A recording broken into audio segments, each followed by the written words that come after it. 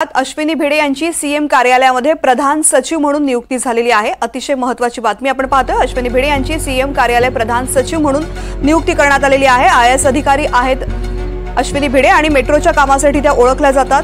Aqua line आणि मुंबईची metro line 3 वरच्या कामासाठी त्यांची ओळख आहे। अश्विनी भिडे यांची सीएमओ मध्ये प्रधान सचिवपदी नियुक्ती करण्यात आलेली आहे। सीएम कार्यालयामध्ये प्रधान सचिव म्हणून त्यांची नियुक्ती झालेली आहे।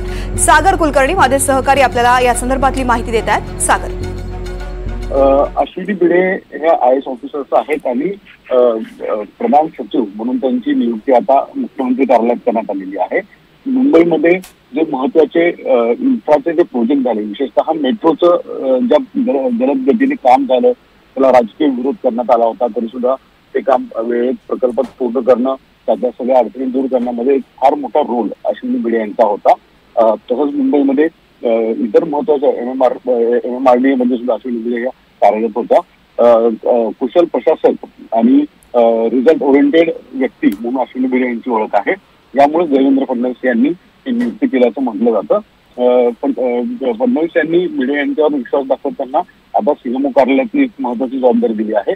बिरजेश सिंग यापूर्वी एकनाथ शिंदे यांच्या कार्यकाळात ज्यावेळेस प्रधान सचिव होते, त्या होणाऱ्या रिक्त जागेवर अश्विनी भिडे यांची आता नियुक्ती करण्यात आलेली आहे। निश्चित सागर, धन्यवाद संपूर्ण माहितीसाठी। तर अतिशय महत्त्वाची बातमी आपण पाहतोय। अश्विनी भिडे यांची सीएम कार्यालयामध्ये प्रधान सचिव म्हणून नियुक्ती झालेली आहे। खरं तर मेट्रोच्या कामांसाठी त्यांची ओळख आहे।